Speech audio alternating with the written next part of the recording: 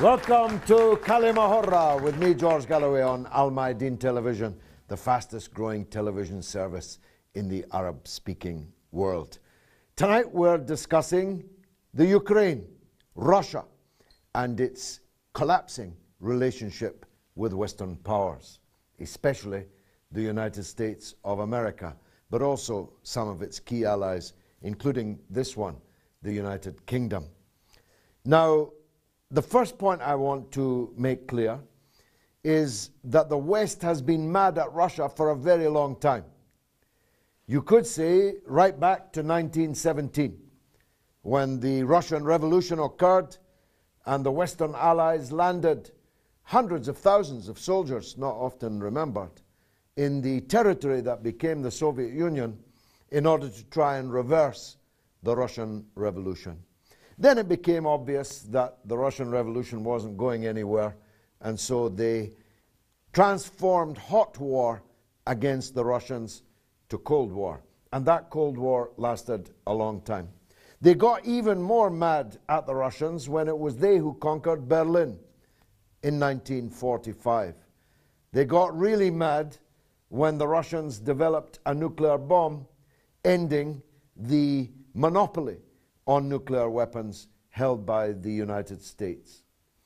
Ultimately, the Soviet Union collapsed, and the West began to love Russia for the first time in almost 100 years. They loved it because it was ruled by a drunken fool called Boris Yeltsin, who allowed Russia's national wealth to be privatized and stolen by a whole plethora of plutocrats of the former Soviet Union's nomenclatura, as well as others. Much of Russia's national wealth went abroad, and some of it, quite a lot of it, actually here to London. But the drunker Yeltsin got, the more stupid he got, the more he allowed Russia's wealth to be stolen, the more they loved him. And when he was replaced by President Vladimir Putin, the West got mad at Russia all over again. Because Putin is many things, but the one thing he's not is a pushover. His name's Putin, not pushover. And he has stood up to not just the West, but the oligarchs within Russia itself, many of whom are now in prison. And one of the main political missions of President Putin is to return Russia's wealth back to Russia. So far, so good, as far at least as I am concerned. That's what the Russian people deserve. After all their sacrifice in the Second World War, when they lost 26 million people in that war, it's the least that they deserve, that their national wealth should be their own preserve. I'm making these points because I don't want you to think that this crisis is about Ukraine. It started long before Ukraine. In fact, you can say that it began to peak far from the Russian area itself in relation to the Arab Republic of Syria. You see, the United States and the United Kingdom and France, the former colonial powers, wanted to overthrow the regime of Bashar al-Assad in Syria, and Russia said no. And Russia made clear in the United Nations, where it has veto power, that they would never allow a repeat of the Libyan fiasco, where a resolution was taken from the United Nations, misused, turned into the opposite of what it said it was, and used to overthrow the regime in Libya with the catastrophic results that everyone has seen. So they began to get even more mad against Putin, even more mad against Russia because of Syria. And by extension, because Russia refuses to go along with the policy of sanction, quarantine, and double standards against the Islamic Republic of Iran. Then came the Ukraine. What happened in Ukraine is widely misunderstood amongst the Western public and deliberately misunderstood by Western politicians and media. They say that Russia has invaded Ukraine. The truth is that NATO invaded Ukraine, and everything that Russia has done since is a response to NATO's intervention in Ukraine. What do I mean by intervention? Ukraine had an elected president and an elected parliament. I didn't care for either of them. They're not my choice. They're nothing to do with me. But they were chosen democratically in an election by the people of the Ukraine.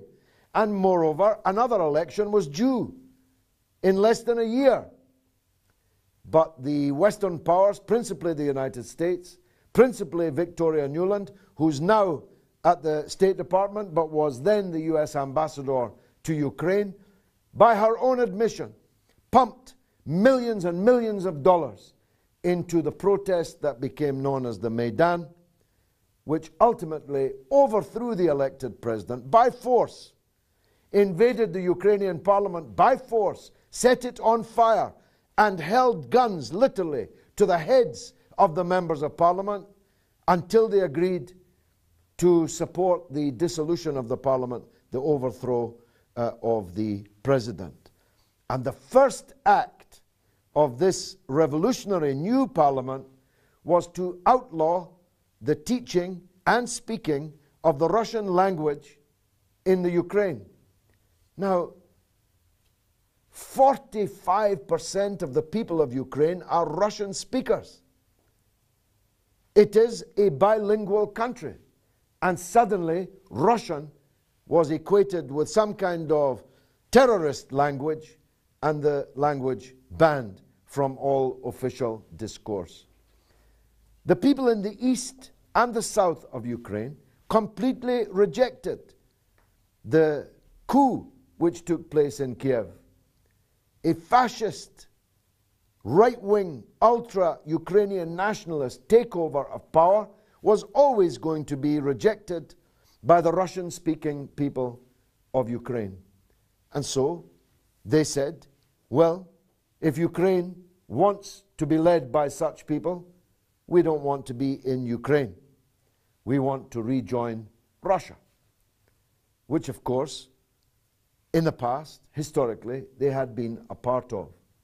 In Crimea, where the Russian Republic had a treaty in what was called the Autonomous Republic of Crimea, the clue being in the words Autonomous Republic, the people of the Autonomous Republic said, we want to be back with Russia, where we historically always have been. Given that the Russian naval base there was critical to Russia's whole defense posture, Russia supported the decision of the people of Crimea to rejoin their country. And now, in the east and the south of Ukraine, there is full-scale war. It is a war that was chosen by the coup regime in Kiev. It is a defensive war that is being fought by the people of East and South Ukraine. Russia has not invaded Ukraine. If Russia invaded Ukraine, the war would have been over in an afternoon. Because anybody that thinks Russia can be played with militarily doesn't know the facts of life. If Russia wanted to, it could end this war this evening by moving its forces to defend the Russian-speaking people of eastern Ukraine. But it has not done so. Of course, there are Russians helping fellow Russians inside eastern Ukraine, but that's not the Russian state policy. Diplomacy has been the stance of the Russian government from the start. Putin, his foreign minister, all his ambassadors and plenipotentiaries around the world have been trying to find a diplomatic solution to this crisis in a way that would not lead to war. But the West is bent on encroaching on Russia. NATO has constantly advanced closer and closer to the Russian frontier. Well, you don't know the facts of life if you think Russia is going to allow a hostile military alliance to have bases and missiles all around it pointing at it.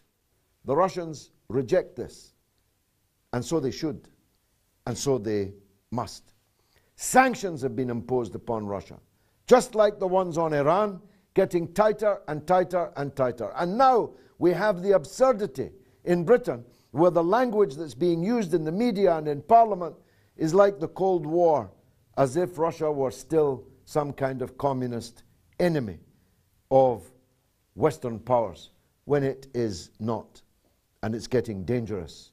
Just in the last few days, Russian military aircraft flying in international airspace, this is important, flying in international airspace, were buzzed by British Air Force jets and threatened, and the Russian ambassador has been called into the Foreign Office to be given a lecture by the jumped-up Foreign Minister of the United Kingdom, whose name nobody in Britain even knows, wagging his finger at the Russians for daring to fly in international airspace. This from people who are invading other people's countries all over the world, sending their army, navy, air force to bomb and shell and occupy other people's countries all around the world, lecturing Russia about flying in international airspace. That's the backdrop.